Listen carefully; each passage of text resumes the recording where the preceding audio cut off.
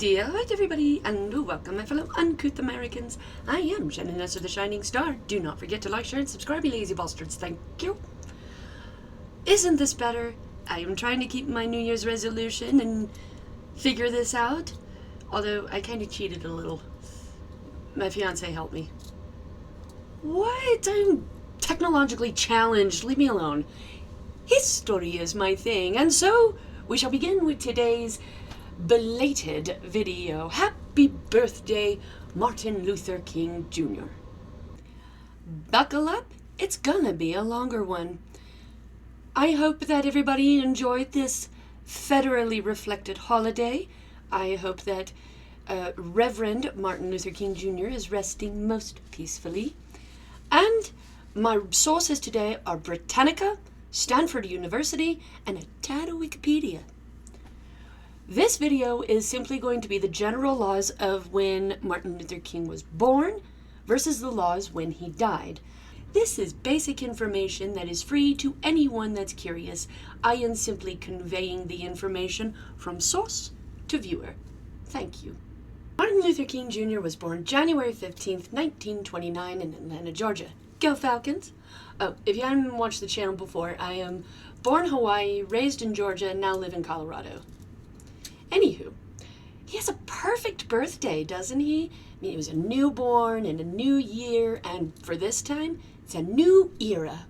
But before he grew up into the man we all know and appreciate today, the laws for this sweet, tiny, innocent baby was born into were quite different, as most Americans well know. We shall begin with fairness. The North. That's Mason-Dixon line up. They did not have big, written in blood, chiseled in stone bullshit laws like the South. No.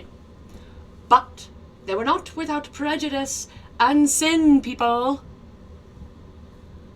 It was known as de facto, meaning of fact or in effect. In other words, they too had the same separations, segregations in general that the South did. Even though a lot of this wasn't a written law, they were still arrestable offenses. I know, right? Go figure. You still had separate schools, that was the biggest one, clubs, parks, restaurants, although when it came to some parts of the coastline, like New York, it was way more about classism than race, especially when immigrants were flooding in during the gay 90s, that's the 1900s, through and up to and through the Great Depression onwards. This is off of the boats of Ellis Island. Some individual states, such as Ohio, wanted to keep the voting system segregated on top of all of this chaos. If you were a child of color that attended a white school or vice versa, you probably get your ass whooped by your other classmates. Then you got the back and forth with things like the Sharks versus the Jets. When you're a jet all the way from your first cigarette to your last dying day. West Side Story. Hi. Sorry. Anywho, now add on to all of this the rise of black or colored citizens, as they were called back then. I am using old terms. They had migrated from the much stricter southern states, causing a huge inflation of population, particularly, in the intermixed public schools. You got gang warfare and other fun organizations as such that popped right up, both out of undermining classism in the system and protecting oneself from the race and religious wars among neighborhoods. Speaking of the southern states, you know, I don't believe in apologizing for born who you are for something that you weren't a part of. But holy shit, I feel so bad being white and a southerner when I read this shit, when I have to go over this shit. So, here's my humility, ladies and gentlemen. Even though it had been half a fucking century, that's 50 years for those who can't do the math, it's common, let us not make fun of people. Since the Emancipation Proclamation, that is, by President Abraham Lincoln when he freed the slaves. The Jim Crow laws came into full effect in the South. I will talk about the Jim Crow bullshit in February. Anywho, these laws were the fucked up things that one associates with when they watch Hollywood movies about the South. Again, different times, people. Bear with me. I'm like trying to bear with myself, really. Sorry. You got no voting rights, no intermixed schools, same as the North. But in the South, they narrowed that shit down to water fountains, public transportation, taxis, buses, ferry boats. Colored persons of any race, from black to Jew, had to get off the sidewalk to allow a white girl or a white any the right of way. This included no interracial marriage, no matter how in love you were. Romeo and Juliet couldn't even fathom this level of bullshit. It's like no wonder people are trying to be pissy these days when they read about history. None of this is still in effect, by the way, people. And when it came to the violations of any of these rules, laws, there were the instant repercussions of physical abuse, arrest, and in some beyond messed up cases where it was legalized lynching by either just the general public of that town or the KKK itself. They found a way of keeping everyone in check, including other whites. So if you were a white person that dared to stick up for anybody that wasn't white in the South or comply with that system, your life too was made a living hell. Moving on. Native Americans too were just as segregated and abused, even shot like animals, and entire towns would refuse to give them their business or proper medical care. This was on or off the reservation, no matter what state or area. This is some sad shit. We're getting there. You know what? I encourage everybody to watch a movie called Billy Jack. It's a fire-ass movie. It's so good. And it's mainly about reservation life of an era, hippie era, and flower-powered children, white, Indian, black. It's so good. I really love the song. Go on, hate your neighbor. Go ahead and cheat a friend. Do it in the name of heaven. You'll be justified in the end. God made a damn fine song. I digress, moving on. Sorry. So very sorry. Anywho, now that we have come into the flower power era, that little baby I spoke of earlier had become a fascinating young man with the ability to command a room.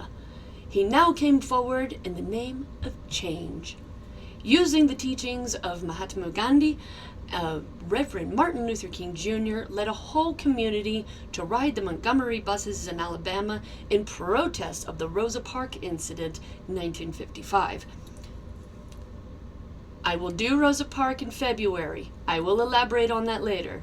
This is about King, I promise. Anywho, in turn, this became this peaceful sit-in protest that took hold of the South, and then eventually the rest of America. No matter how many arrests, beatings, murders, and military interference, the entire United States kept on fighting against the old ways, from Black Panthers to co-ed gingers.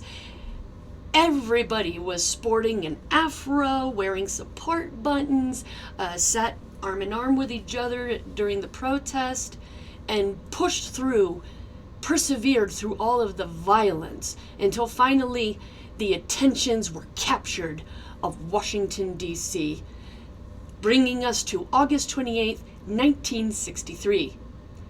Martin Luther King Jr. took the podium at Lincoln Memorial. Not the Reverend, but the man. An impartial man that believed in equality among everybody. He began his speech as he did many others, apparently. I did not know this, but I Had a Dream was part of his entire campaign.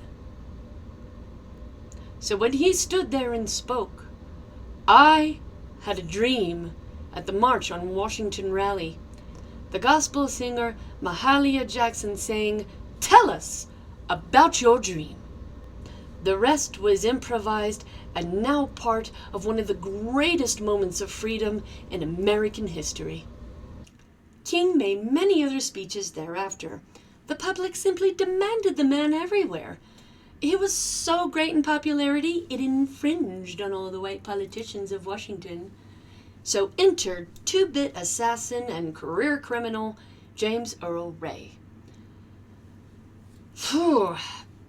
It was either he was so racist that he took it upon himself for personal glory to hunt down King, or he was paid off by white supremacy or a Washington white. Maybe they were one of the same, who knows? Personally, that's the one I believe. Either way, this particular assassination changed the nation, and it was pretty much around the same time as JFK's. People were getting mad about the old ways, trying to claw their way in. Wasn't happening. The assassination itself. April 4th, 1968. Lorraine Motel in Memphis, Tennessee. James Earl Ray shot and killed King while he was out on his balcony around 6 p.m. Dinner time? How low. Not 2 months prior to King's death, however, King let it be known that he wanted his funeral and memory to be, quote, died to give his life serving others, end quote. He wanted to put forth love above all else, as Jesus did in his teachings, his sermon called The Drum Major. This particular sermon was done a couple of times by Reverend Martin, and then later on it was redone and reflected from his own funeral. February 9th, 1968. Almost every radio and television was tuned in for the funeral held at Ebenezer Baptist Church in Atlanta, Georgia, listening to the sermon of the drum major. The laws at this time had finally changed. Now you have the Civil Rights Act, Voting Rights Act, Equal Opportunity Commission, schools were desegregated, and free love was in full swing. Sorry, I got a little excited there. It was the North and the South.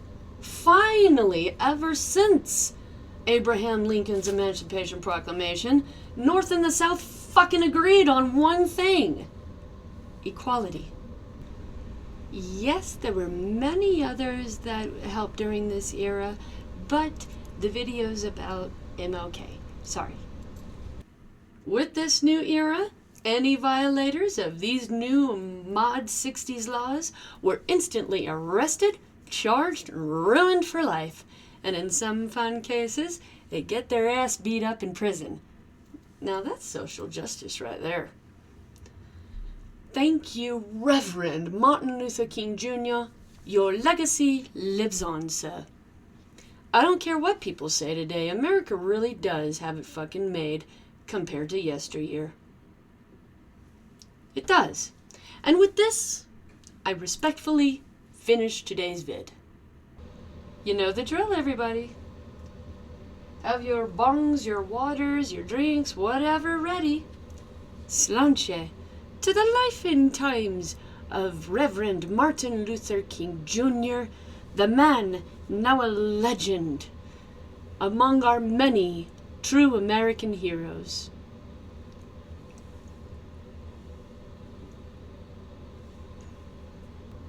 Anybody here seen my old friend Martin? Can you tell me where he's gone? He freed a lot of people, but it seems the good they die young. I just looked around and he is gone. I simply can't do Richard Harlow, and he just does. So I'll simply say, Slán.